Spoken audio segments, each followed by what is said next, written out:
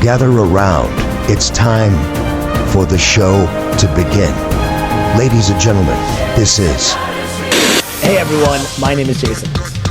Hi friends, it's Stephanie McMahon. All right, there were so many matches this year that were just too much. So this won't be a shocker because we've had a handful of really awesome matches that we just can't stop talking about. How many times have these guys fought? Like it's been quite a bit. I've been saying this all year. They're just so great to watch. We saw the heel turn coming, and then when it happened, nice and bloody, both dramatic and beautiful.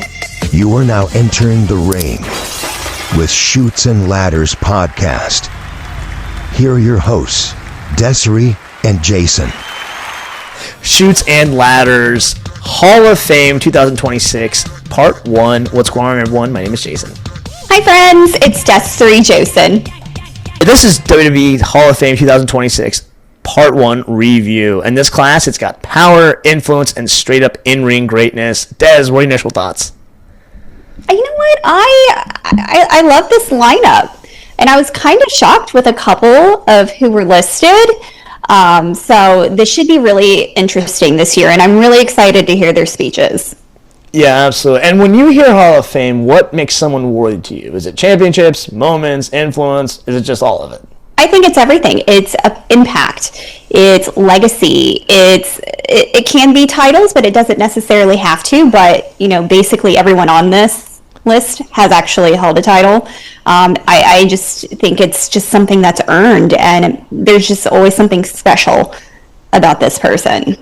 Yeah, absolutely. All right, so first person we're going to go over is Stephanie McMahon, a true architect behind the scenes and an on-screen force. She helped evolve WWE's global brand, key figure in the women's evolution, memorable authority figure moments across multiple eras. Des, when you think of Stephanie McMahon, what's the first moment that pops into your head? I think of the Attitude Era.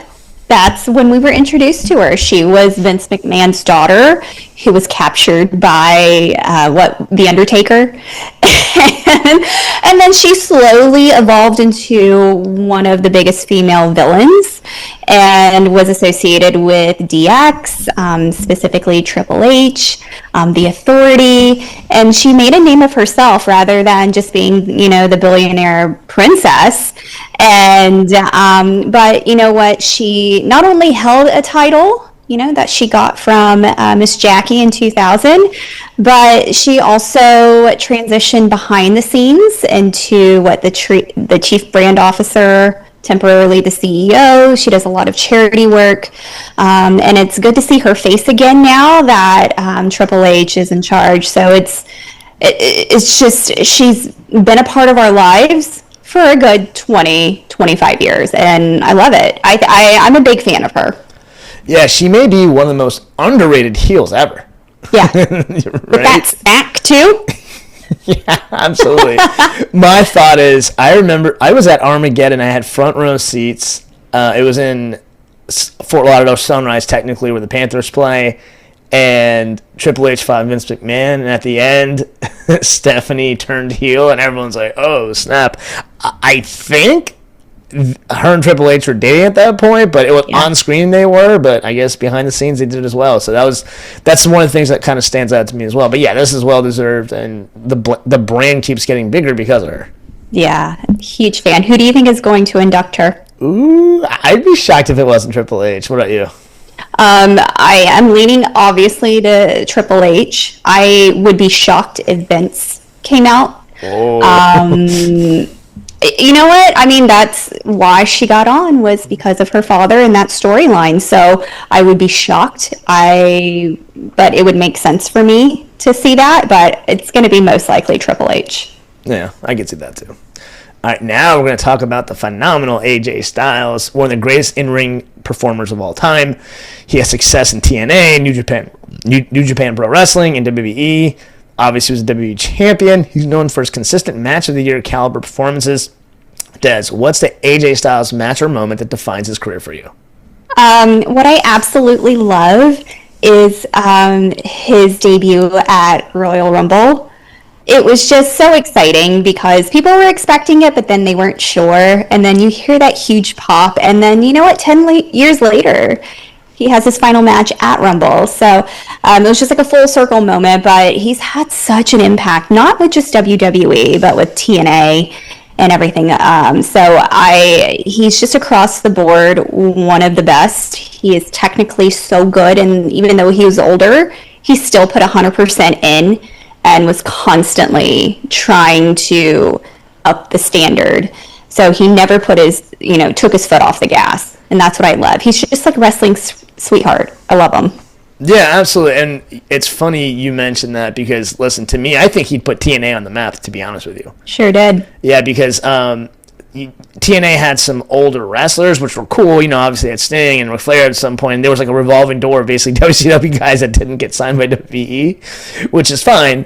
But I think it's from like a homegrown talent perspective. I think it was him and Samoa Joe. So I think, so I think I actually was fortunate to go to two of the events. And AJ Styles was definitely a fan favorite for sure. And it's funny you mentioned the Royal Rumble, but that's what stands out to me as well. That was one of the loudest reactions ever. So, but yeah, and listen, he's had phenomenal storylines and matches with pretty much everyone. When he came to WWE, right off the bat, they teamed him up with Cena, gave him the belt ASAP. So yeah, I mean, listen, this is so well deserved. I thought it was the coolest thing when they had a tribute episode to him, and the fact that at the very end the Undertaker did that was really cool, especially since that was technically Undertaker's last match. So yeah, that was such a cool moment as well. Who's going to induct him? There's a lot of options. I'm gonna say the Undertaker though. Yeah, I've heard whispers of that. If they stick with WWE, I could potentially see Cena. Maybe not. If anything, I feel like the most appropriate would be Abyss, since he was part of TNA and he's a producer now backstage in WWE. So I feel like that would be a nice crossover for TNA and WWE. Good call. I actually met him as well when he was masked, and he was such a good guy. I heard he is a delight. He's awesome. Yeah, I saw them all at a bar after one of their matches, and they were so cool. So. Oh, that's so cool. All right. Ooh. And I know this is one of your favorite tag teams of all time. Mine, too. One of the most dominant tag teams of their era, Demolition. Multiple time tag team champions, known for their power, presence, and intimidation, defined the late 80s in tag team wrestling. Des, when you think Demolition, what stands out more, their dominance or their look and their presence? I think it's a little bit of both, but it's their dominance. They held the record for holding the tag titles they held it longer for a good 20 years, and then the New Day broke the record finally, only just by a few days too. And I love Demolition, and when they were announced, it was a collective agreement of it's about damn time from the wrestling community. For years we were saying they need to be inducted, and I get it, there were other things behind the scenes that was delaying it. Luckily, all of that is put to the side, and they get the recognition that they deserve. I personally love them a lot, but when I think of Demolition, I think of my older brother, just because he grew up with them in the 80s, and still to this day it's like those are his guys. And we got to meet both at one of the conventions, the sweetest guys. We sat there for a good half hour just talking to them, and it was just like pure giddiness. But truly well deserved. They are one of the best tag teams in history, specifically in the 80s. So I'm so excited. Yeah, me too. I think of them. I think of the Hart Foundation. I think of the Nasty Boys. I think of LOD. I mean, they were like the pinnacle of tag team wrestling back then. Obviously, in NWA at the time, the Freebirds. You had Doom. They were amazing. They really, really were. I'm with you. About time of all the years you had the Hall of Fame ceremony. Why did it take so long? But you know what? Right. What's done is done. And most importantly, they're in the Hall of Fame, and they were just a destructive tag team. I loved it. Mm-hmm. Who do you think will induct Demolition? This is really hard just because of some of the tag teams or some of the people involved with them in the late 80s are no longer with us, because I would love Mr. Fuji to do it, but we know he is gone. And then I started thinking about who were their biggest rivalries. So Hart Foundation with Brett and Neidhart. Maybe Brett. I doubt Brett would do something like that.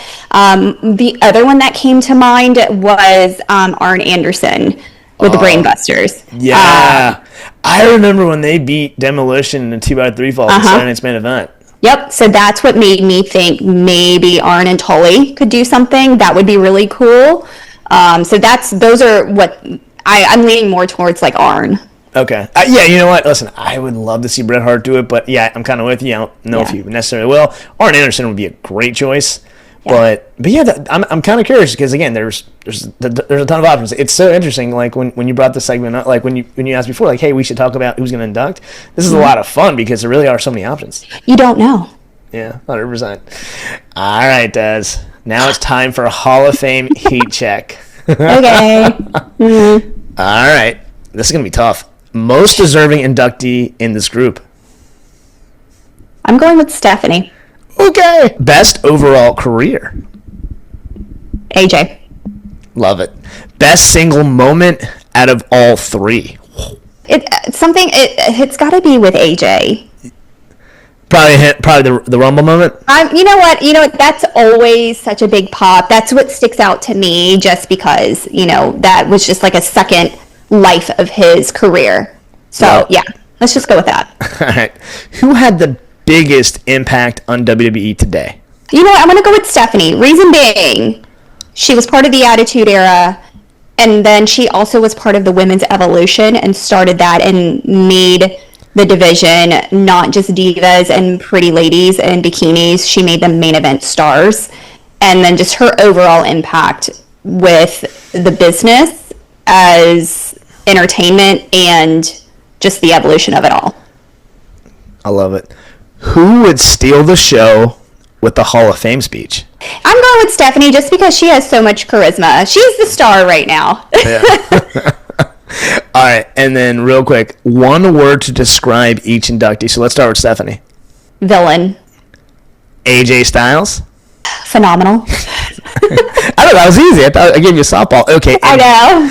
And Demolition. Destruction. Love it. That's what I was going to say, too. All right, Des. And let's move to final thoughts. If you could add one more name to part one of this class, who are you sneaking in? You know what? I was actually kind of surprised they didn't go ahead and add John Cena to this. But I get it. He may have another year or two until he's ready to do that. So in my head, I immediately thought when they were announcing 2026, I was like, are they going to throw John Cena in? But I guess not. But that's who I would have put in. For sure. And I think I'm with you on that. Part of me thinks that they're just going to wait till WrestleMania 50 because it's so epic and he's going to be like the headliner then and such. But yeah, no, that's definitely a good choice. Mm-hmm. All right, that actually wraps up this episode for Hall of Fame Part 1. What are your thoughts on this class? Please shoot us a DM at the Chutes and Ladders. Like always, please like, share, and subscribe, both on YouTube and Spotify. Once again, my name is Jason. I'm Desiree Jason.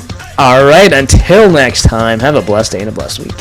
Have a great week. Bye, friends. This has been Chutes and Ladders. Follow us for more content.